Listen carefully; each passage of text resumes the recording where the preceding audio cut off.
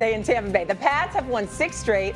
They bolster the league's best run defense, and their quarterback, Drake May, leads the NFL in passer rating. The Bucs, on the other hand, coming off their bye week, and while they still do have some key injuries to Bucky Irving and Chris Godwin, it looks like rookie wideout Emeka Egbuka will be back and give Baker Mayfield hopefully some additional help. So we got 2 first-place teams here, right?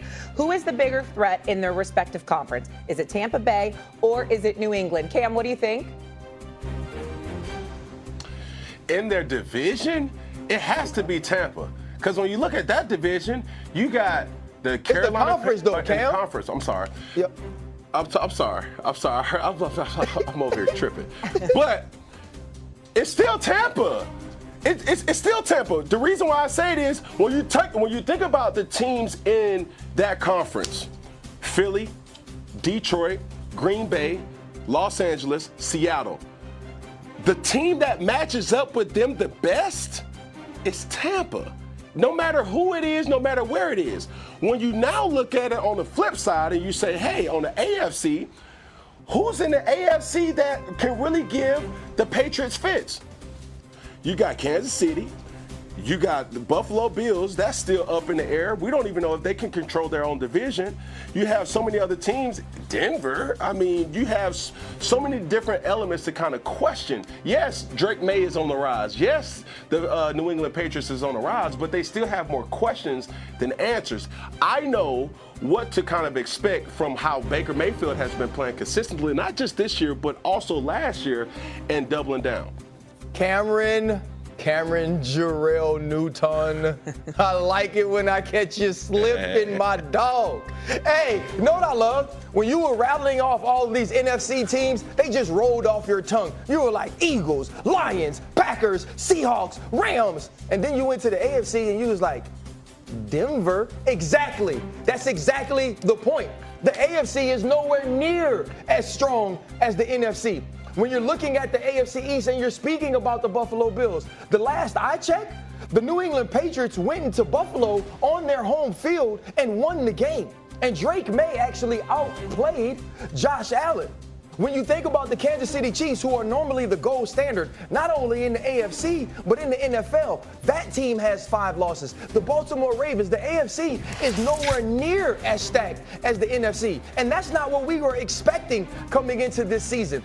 This game is the litmus test for the New England Patriots. Can you go on the road against a Tampa Bay Buccaneers team that has the Todd Bowles defensively, Baker Mayfield offensively? I think the Pats are the biggest threat, or the bigger threat in their conference as compared to the Bucs in the NFC. Well, for all the reasons, RC's right. For all the reasons that he mentioned and then some. I'm looking at the rest of their schedule right here. After Tampa, you got the Jets, the Bengals, and the Giants. Okay, I assume those will be 3 wins, okay? Yeah, you got a home game against the Buffalo Bills, who you already beat on the road, but that's still going to be tough.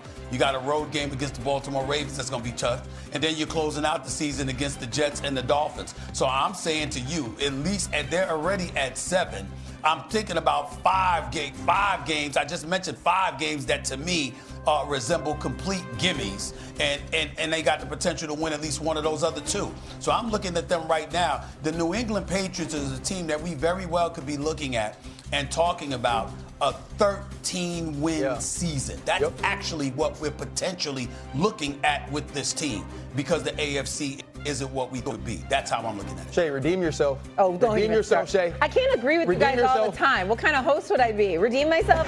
When do you agree with us? You don't usually agree with us, Shay. That's what I'm saying. I got to go against I'm going to go with the bigger threat is the Pats. There we go, Shay. I'm going to go with That's how you host the show, Shay. Right. I'm going to go with the Pats. That's how you host the show. I also believe in the Pats a little bit more, which I can't believe I'm saying, because I do think Baker Mayfield is the real thing. The Bucs are just so banged up. It's got to catch up at some point. Go ahead, Cam. No, I don't like how we're picking sides, choosing sides, doing all that. I'm feeling like everybody's ganging up against Cam. But I'll tell you like this. Well, if was a fifth and you start to look at what they supposed to do, well, when you look at the Ravens and you look at the Green Bay Packers and you start looking at the other teams that were supposed to be better than what they actually were, then you will see what the 2025 NFL football season looks like. They supposed to do all this. this, but they ain't. So I ain't about to sit up here and look at maybe if you guys were in studio, you could get some of this love from the host. They'll be back. Line week in the NFL. I thought there was going to be some fire sales that weren't. So, I knew the Jets were shopping some players. I was taken aback by Sauce Gardner. That one, everyone, if you've done the dissertation and read the 30 articles that have been written since, that one was like Chris Ballard just knocking on the door 30 times until he finally said, here's the Godfather offer. And Darren Mucci was like, great. But I thought the Saints would be in fire sale mode. I thought the Dolphins would be in fire sale mode. And I thought those two teams would be just unloading all these veteran players, and we'd have, I don't know, Cam Jordan somewhere else this week, or we'd have Bradley Chubb starting for a contender.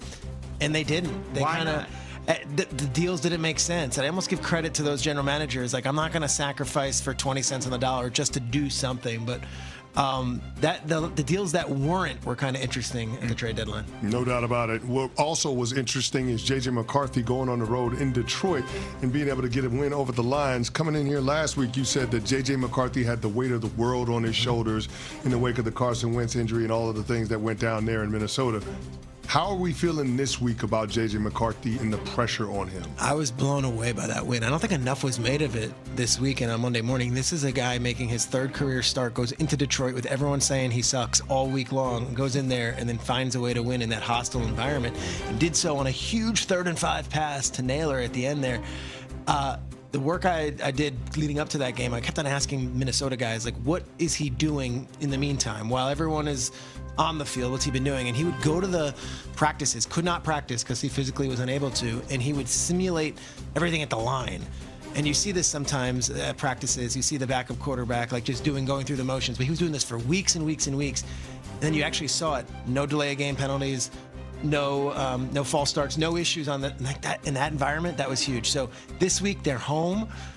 I would expect him to be much more comfortable than he was on the road in Detroit. And I've got the Vikings winning this game. I think the Vikings could beat the Ravens. Ravens are big favorites on the road in Minnesota, and that surprises me because with Van Ginkel back for Minnesota, like, their defense looked really good last week against Detroit.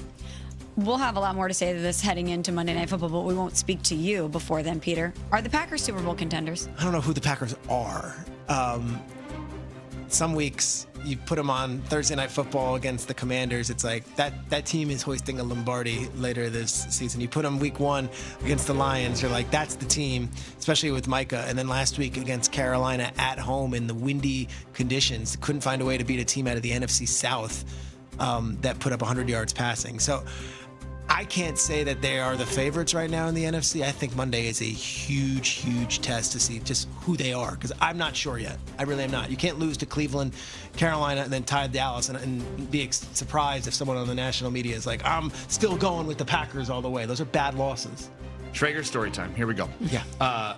You're walking on the field Monday Night Football, Arizona and Dallas. You're there covering the game on the broadcast, and you're talking to everybody about the quarterback situation in Arizona. You learned what? Yeah, and this is, so visualize this. Get to Dallas. It is I'll say it's a show. I would say circus wouldn't be fair because it was actually very well, orchestrated. But you have Gary Bettman and his NHL lieutenants all there because they're announcing some outdoor game that's going to be happening in Dallas. So you have all of that contingent. You've got Stephen A. Smith in a pink suit. You've got all of that contingent, which is like awesome and fun. And Jerry's entertaining everyone. He's up in the suite. He's down there. Everything. And then I see a Dallas Stars jersey on the sideline just walking, and it's Kyler Murray. And no one had mentioned his